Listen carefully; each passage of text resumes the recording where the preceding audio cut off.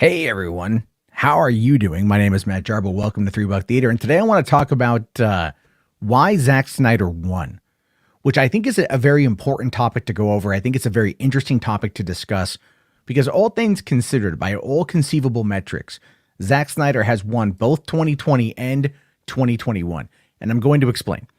So, those of you who are Zack Snyder aficionados, those of you who are Zack Snyder's fans, you know exactly what happened in 2017. Following the death of his daughter, Autumn, he was removed from Justice League, brought in Joss Whedon by Jeff Johns and John Berg to try to marvel up the movie, to punch up Justice League, to make it something that is more commercially viable and better received by fans and critics than BVS's original theatrical run. But that original theatrical run was such a shoddy mess of a film that was not Zack's fault. And when they released the Ultimate Edition in June of 2016, it started a movement, in my opinion. When they released the cut of Batman v Superman in 2016, we got to see just how badly Warner's had screwed over Zack Snyder. And we thought, you know what? Hey, the success of this film being number one in the home video sales for 5 weeks would have been a completely open-eyed decision for Warner Brothers to just let Zack do his thing, because clearly the audience responds when he can do his thing. But they didn't. Granted, personal tragedy notwithstanding, but at the same time, had that not happened, had he not stepped down, we would not have gotten the 2017 theatrical cut, and we would not get this. Zack Snyder's Justice League, a movie that has had 3 years of fan movement. I think just a couple days ago was the first use of the hashtag. Has done a lot to unify the DCEU fan base. It's done a lot to raise hundreds of thousands of dollars for AFSP charity, a suicide prevention charity. And they're not done yet. They're not done yet. And I don't think they ever will be done, because Zack himself has treated his fans in a way that, quite frankly, no other director has ever really done.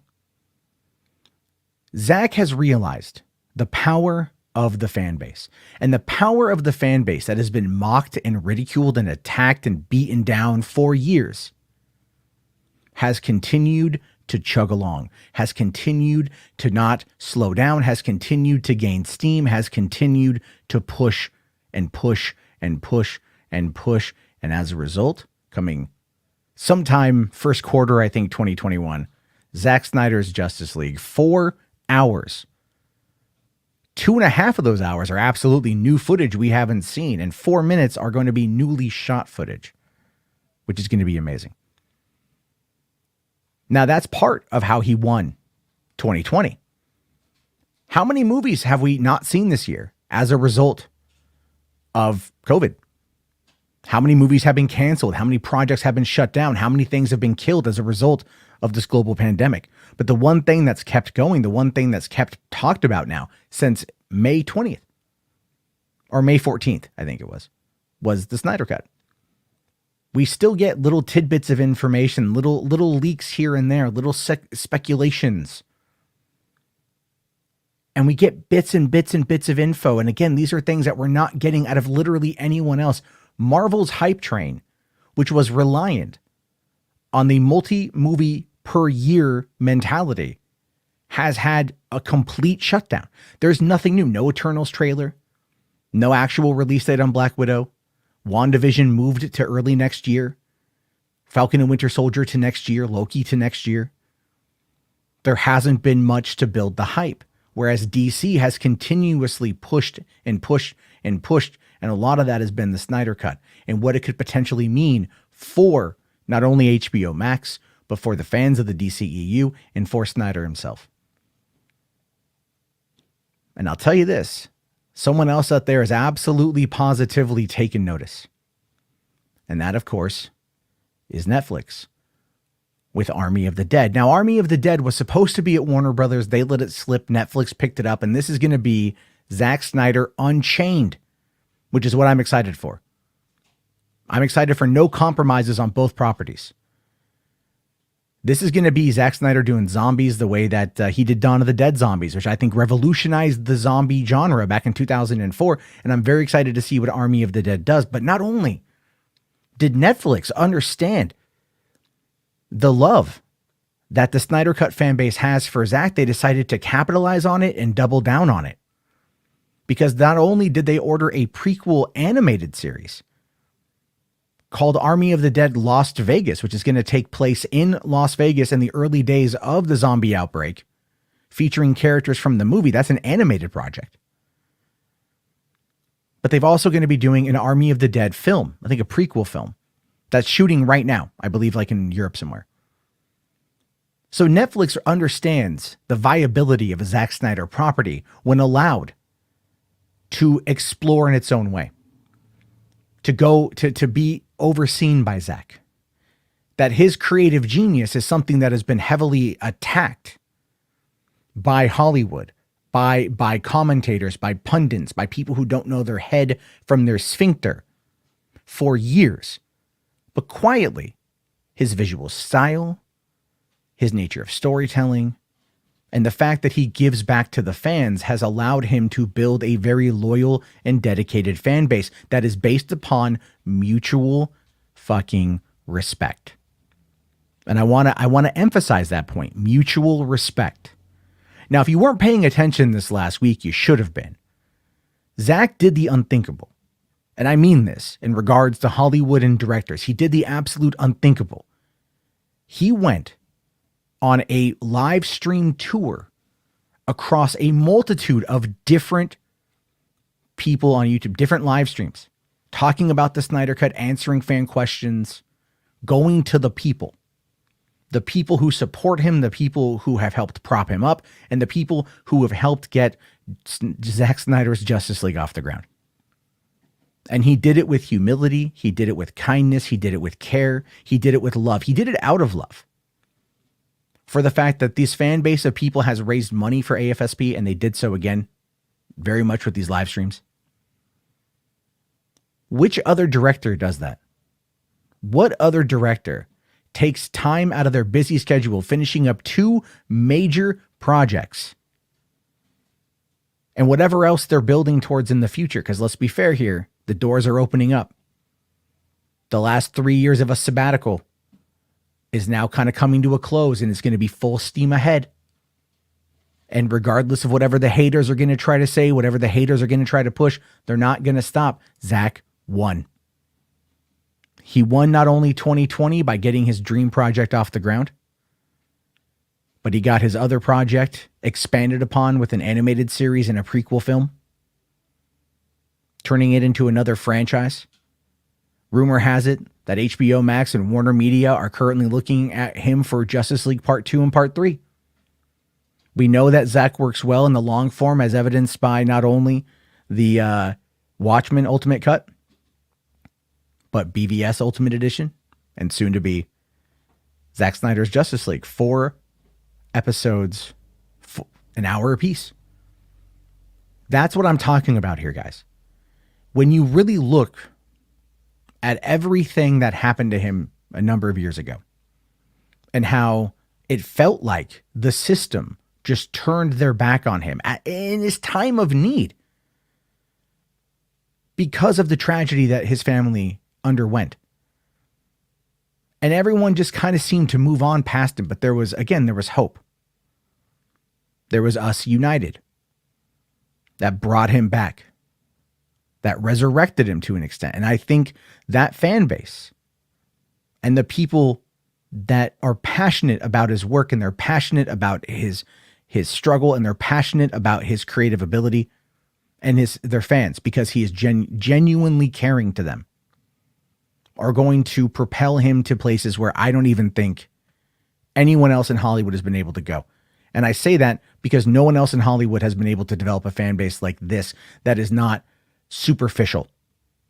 Nothing about Zack Snyder's presence on Vero, him going into those live streams, the way he connects with his fans, is superficial. It is genuine.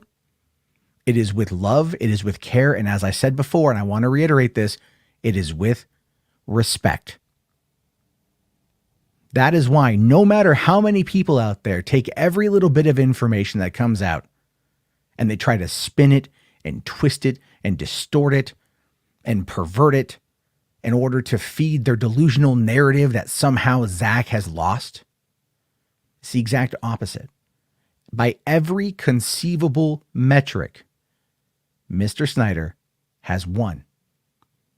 And it is with sheer determination and respect to the fans that has done it. And I will say I'm very happy for him. I'm very, very happy for him.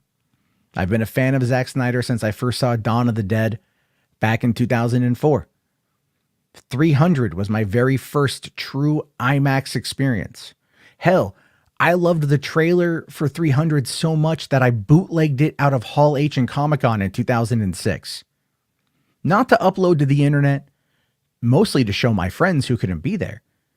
But I saw 300 in every conceivable format that I could. I saw it in theaters the day it opened. I worked at a drive-in. We had it playing there. I watched it a bunch. And I even went and saw it at a true IMAX stadium in Irvine, California. And here's a little fun factoid. I'm going to end the video after this, but here's a little fun factoid for you. You ever wonder why IMAX blew up? Do you ever wonder why IMAX ended up going to like all these theaters in 2007? You ever wonder why that happened? I'm going to tell you. It was because of 300. No one ever talks about this, but it's true. 300 was so popular in IMAX. It so showcased the necessity of that kind of theater-going experience that when it was released in early March 2007, there wasn't many IMAXs, but it was so popular that Regal and AMC quickly jumped on the bandwagon of IMAX and they rapidly expanded. We're talking from beginning of March to beginning of May for Spider-Man 3. They put IMAXs in all of these theaters.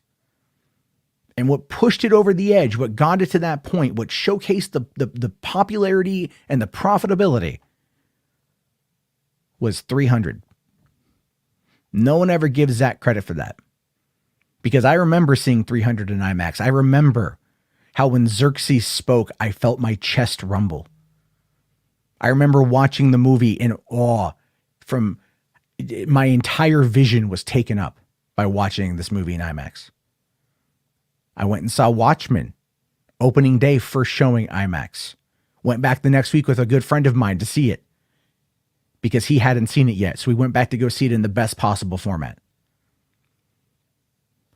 Zack has always been a winner in my mind. He's always been an excellent storyteller in my mind. He's always been an excellent filmmaker in my mind. And even though we don't know each other personally, my understanding of him in the last couple of years has been opened up by the people who adore him. And he is a very good person. And he cares deeply. And he loves deeply. And that love and that respect, they are returned tenfold by an audience of people who have propelled him to a place he never thought possible.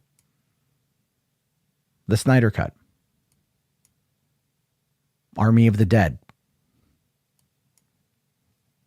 And now, just straight up winning. So yes, Zack Snyder has won. It's not over yet. We haven't seen it yet. But he has won.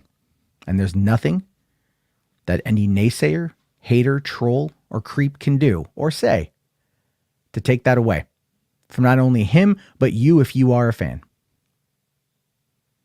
I just wanted to put my thoughts out there on this one because I really do respect Zack. I really do respect him. And I'm happy for him.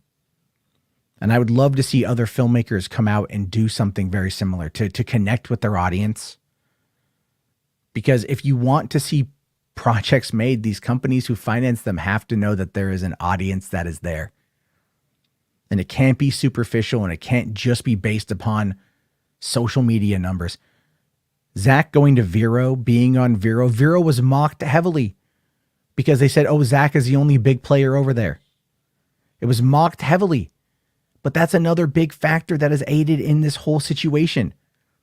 The critics of Zack Snyder simply have not followed what have happened and they are completely behind. And I can't help but chuckle. because no one is going to have a 2020 or 2021 like Zack Snyder. And you know what? No one else, in my opinion, deserves it more. All right, guys, I want to hear your thoughts on this one. I want to hear what you have to say about this. Let me know down in the comment section. If you want to support the channel, leave a like, subscribe, all that jazz. And I'll talk to you guys later. Have a good one, and peace out.